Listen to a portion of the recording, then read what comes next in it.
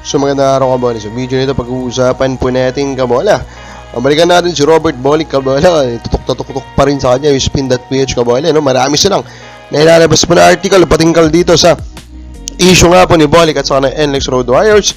And then some discussions around the league. So kung hindi pa nakasubscribe, pakipindot naman po kabola yung subscription button. Pa-shoutout sir, sabi naman ni Ayuchi. Apat na thumbs up from Paulo Felix. Ronald Belbusidad, pa-shoutout sir. Dan Mariari Mascarinhas, pa-shoutout naman idol. Thank you so much. Sabi niya dito kabola. Now, ito yung mga reports na pag-usapan natin. First, TNT nagbago po sila ng konti sa pangalan nila. They are now called the TNT Tropang 5G kabola, no? Isa na yung position of 5G. Now, of course, if it's just a normal conference or season kabola, medyo hindi naman ito malaki news. Pero remember, they are gunning for that Grand Slam. And this is basically the choice, the name choice of TNT, just in case they manage to accomplish it. Yun na po yung magtatatak. Pag nag-Grand Slam sila, the 5th franchise, if I'm not mistaken, to ever accomplish that, yung tatatak po na pangalan doon will be TNT Tropang 5G kabola. And I think, the context wants to focus on that 5G thing kabola, malamang that is also a result of some studies. Now, respect to PBA, the finals po between TNT and Ginebra was a blockbuster.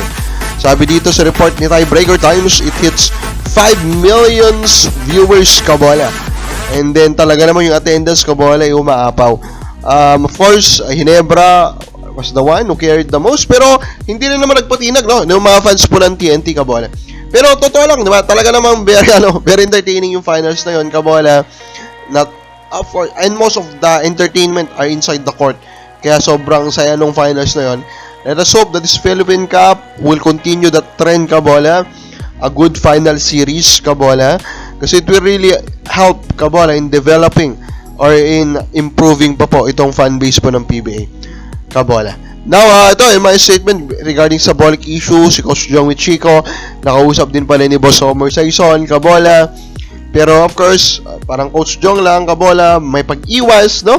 Doon sa issue ko ay Bolick, ayaw yung direktang sagutin, in a way, kabola.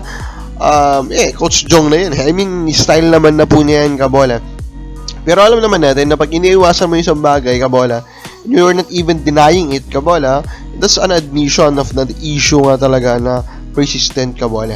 On the other hand naman, Robert Bolick, they kinda state naman sa kampo nila, ayaw muna niya magsalita sa media, he doesn't want to amplify the controversy. Ano nito, hintayin natin yung kanilang first game kabola, tignan natin kung anong mangyayari doon, kung it will give us some hints of the future nito pong Robert Bolick at NLEX. Pero still, it's kinda clear now that Bolick is kinda want to have a new team kabola.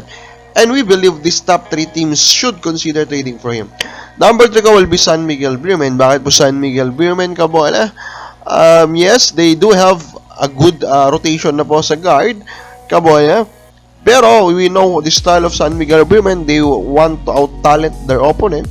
And getting Bolick, kabola, will really help that. And I think Bolick Perez actually can complement each other. Although malamang bababa pa rin yung numero nila. Of course, nandiyan din si Pajardo.